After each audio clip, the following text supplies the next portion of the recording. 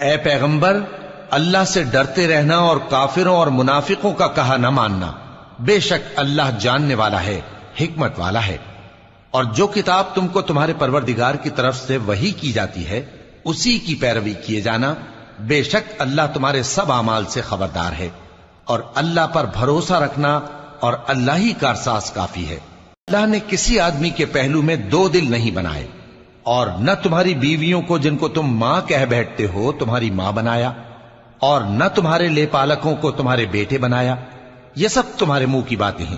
اور اللہ تو سچی بات فرماتا ہے اور وہی سیدھا رستہ دکھاتا ہے۔ مومنو، منہ بولے بیٹوں کو ان کے باپوں کے نام سے پکارا کرو کہ اللہ کے نزدیک یہی بات درست ہے۔ اگر تم کو ان کے باپوں کے نام معلوم نہ ہو تو دین میں وہ تمہارے بھائی اور دوست ہیں، اور جو بات غلطی سے ہو گئی ہو اس کا تم پر کچھ گناہ نہیں، لیکن جو قصد دلی سے کرو اس پر مواخذہ ہے، اور اللہ بخشنے والا ہے، مہربان ہے۔ پیغمبر مومنوں پر ان کی جانوں سے بھی زیادہ حق رکھتے ہیں، اور پیغمبر کی بیویاں لوگوں کی مائیں ہیں، اور رشتہ دار آپس میں کتاب اللہ کی روح سے مسلمانوں اور مہاجروں کے مقابلے میں ایک دوسرے کے ترکے کے زیادہ حقدار ہیں، مگر یہ کہ تم اپنے دوستوں کے ساتھ احسان کرنا چاہو۔ یہ حکم کتاب یعنی قرآن میں لکھ دیا گیا ہے۔ اور جب ہم نے پیغمبروں سے ان کا عہد لیا، اور تم سے اور نوح سے اور ابراہیم سے اور موسیٰ سے اور مریم کے بیٹے عیسیٰ سے، اور ہم نے عہد بھی ان سے پکا لیا تاکہ سچ کہنے والوں سے ان کی سچائی کے بارے میں اللہ دریافت کرے، اور اس نے کافروں کے لیے دکھ دینے والا عذاب تیار کر رکھا ہے۔ مومنو، اللہ کی اس مہربانی کو یاد کرو جو اس نے تم پر اس وقت کی جب فوجیں تم پر حملہ کرنے کو آئیں تو ہم نے ان پر آندھی چھوڑ دی اور ایسے لشکر نازل کیے جن کو تم دیکھ نہیں سکتے تھے، اور جو کام تم کرتے ہو اللہ ان کو دیکھ رہا ہے۔ جب وہ لوگ تمہارے اوپر اور نیچے کی طرف سے تم پر چڑھ آئے، اور جب تمہاری آنکھیں پھر گئیں اور دل مارے دہشت کے گلوں تک پہنچ گئے، اور تم اللہ کی نسبت طرح طرح کے گمان کرنے لگے، اس موقع پر مومن آزمائے گئے اور سختی سے ہلا ہلا دیے گئے۔ جب منافق اور وہ لوگ جن کے دلوں میں بیماری تھی کہنے لگے کہ اللہ اور اس کے رسول نے تو ہم سے محض دھوکے کا وعدہ کیا تھا، اور جب ان میں سے ایک جماعت کہتی تھی کہ اے اہل یثرب، یہاں تمہارے ٹھہرنے کا مقام نہیں تو لوٹ چلو، اور ایک گروہ ان میں سے پیغمبر سے اجازت مانگنے اور کہنے لگا کہ ہمارے گھر کھلے پڑے ہیں، حالانکہ وہ کھلے نہیں تھے، وہ تو صرف بھاگنا چاہتے تھے۔ اور اگر فوجیں اطراف مدینہ سے ان پر آ داخل ہوں پھر ان سے خانہ جنگی کے لیے کہا جائے تو فوراً کرنے لگیں، اور اس کے لیے بہت کم توقف کریں، حالانکہ پہلے اللہ سے اقرار کر چکے تھے کہ پیٹھ نہیں پھیریں گے، اور اللہ سے جو اقرار کیا جاتا ہے اس کی ضرور پرسش ہو۔ کہہ دو کہ اگر تم مرنے یا مارے جانے سے بھاگتے ہو تو بھاگنا تم کو فائدہ نہیں دے گا، اور اس صورت میں تم بہت ہی کم فائدہ اٹھاؤ گے۔ کہہ دو کہ اگر اللہ تمہارے ساتھ برائی کا ارادہ کرے تو کون تم کو اس سے بچا سکتا ہے، یا اگر تم پر مہربانی کرنا چاہے تو کون اس کو ہٹا سکتا ہے۔ اور یہ لوگ اللہ کے سوا کسی کو نہ اپنا دوست پائیں گے اور نہ مددگار۔ اللہ تم میں سے ان لوگوں کو بھی جانتا ہے جو لوگوں کو منع کرتے ہیں اور اپنے بھائیوں سے کہتے ہیں کہ ہمارے پاس چلے آؤ، اور وہ لڑائی میں نہیں آتے مگر کم، یہ اس لیے کہ تم سے بخل کرتے ہیں۔ پھر جب ڈر کا وقت آئے تو تم ان کو دیکھو کہ تمہاری طرف دیکھ رہے ہیں، اور ان کی آنکھیں اسی طرح پھر رہی ہیں جیسے کسی کو موت سے غشی آ رہی ہو۔ پھر جب خوف جاتا رہے تو تیز تیز زبانوں کے ساتھ تمہارے بارے میں باتیں کریں اور مال میں بخل کریں۔ یہ لوگ حقیقت میں ایمان لائے ہی نہ تھے، تو اللہ نے ان کے اعمال برباد کر دیے، اور یہ اللہ کو آسان تھا۔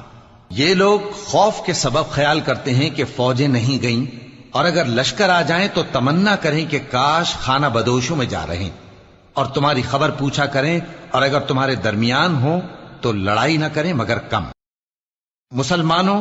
تم کو اللہ کے رسول کی پیروی کرنی بہتر ہے، یعنی ہر اس شخص کو جسے اللہ سے ملنے اور روز قیامت کے آنے کی امید ہو، اور وہ اللہ کا ذکر کثرت سے کرتا ہو۔ اور جب مومنوں نے کافروں کے لشکر کو دیکھا تو کہنے لگے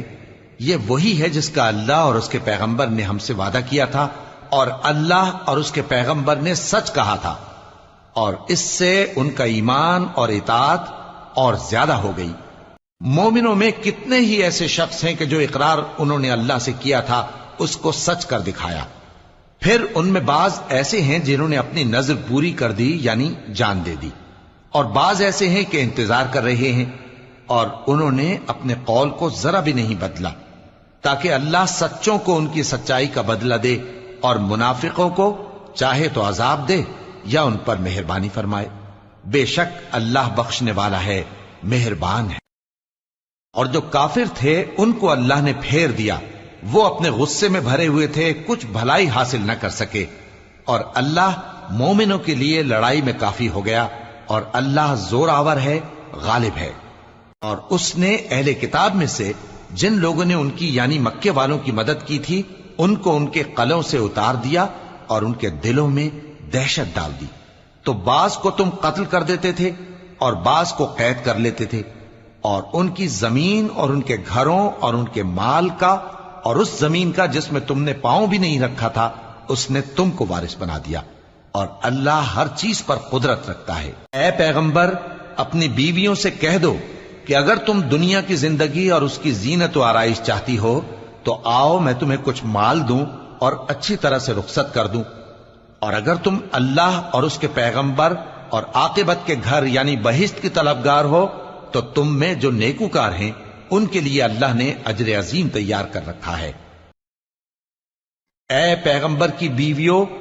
تم میں سے جو کوئی کھلی ناشائستہ حرکت کرے گی اس کو دونی سزا دی جائے گی، اور یہ بات اللہ کو آسان ہے۔ اور جو تم میں سے اللہ اور اس کے رسول کی فرما بردار رہے گی اور عمل نیک کرے گی اس کو ہم دونا ثواب دیں گے، اور اس کے لیے ہم نے عزت کی روزی تیار کر رکھی ہے۔ اے پیغمبر کی بیویوں، تم عام عورتوں کی طرح نہیں ہو، اگر تم پرہیزگار رہنا چاہتی ہو تو کسی اجنبی شخص سے نرم لہجے میں بات نہ کرو، تاکہ وہ شخص جس کے دل میں کسی طرح کا روگ ہے کوئی امید نہ پیدا کر لے، اور دستور کے مطابق بات کیا کرو، اور اپنے گھروں میں ٹھہری رہو، اور جس طرح پہلے جاہلیت کے دنوں میں زیب و زینت کی نمائش کی جاتی تھی اس طرح اظہار زینت نہ کرو، اور نماز پڑھتی رہو اور زکوٰۃ دیتی رہو، اور اللہ اور اس کے رسول کی فرما برداری کرتی رہو۔ اے پیغمبر کی گھر والیوں، اللہ چاہتا ہے کہ تم سے ہر طرح کی ناپاکی دور کر دے اور تمہیں بالکل پاک صاف کر دے، اور تمہارے گھروں میں جو اللہ کی آیتیں پڑھی جاتی ہیں اور حکمت کی باتیں سنائی جاتی ہیں ان کو یاد رکھو، بے شک اللہ باریک بین ہے، باخبر ہے۔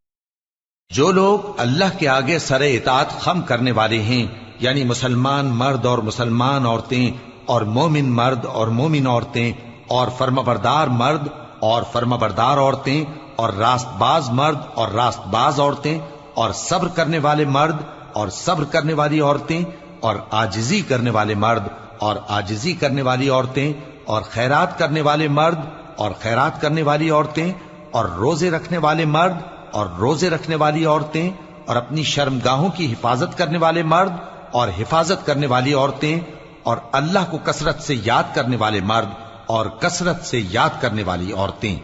کچھ شک نہیں کہ ان کے لیے اللہ نے بخشش اور اجر عظیم تیار کر رکھا ہے۔ اور کسی مومن مرد اور مومن عورت کو حق نہیں ہے کہ جب اللہ اور اس کا رسول کوئی بات طے کر دیں تو وہ اس کام میں اپنا بھی کچھ اختیار سمجھیں، اور جو کوئی اللہ اور اس کے رسول کی نافرمانی کرے وہ بالکل گمراہ ہو گیا۔ محمد صلی اللہ علیہ وآلہ وسلم تمہارے مردوں میں سے کسی کے والد نہیں ہیں، لیکن اللہ کے پیغمبر اور نبیوں کی مہر یعنی سلسلہ نبوت کو ختم کر دینے والے ہیں، اور اللہ ہر چیز سے واقف ہے۔ اے اہل ایمان، اللہ کا بہت بہت ذکر کیا کرو اور صبح و شام اس کی پاکی بیان کرتے رہو، وہی تو ہے جو تم پر رحمت بھیجتا ہے اور اس کے فرشتے بھی، تاکہ تم کو اندھیروں سے نکال کر روشنی کی طرف لے جائے، اور اللہ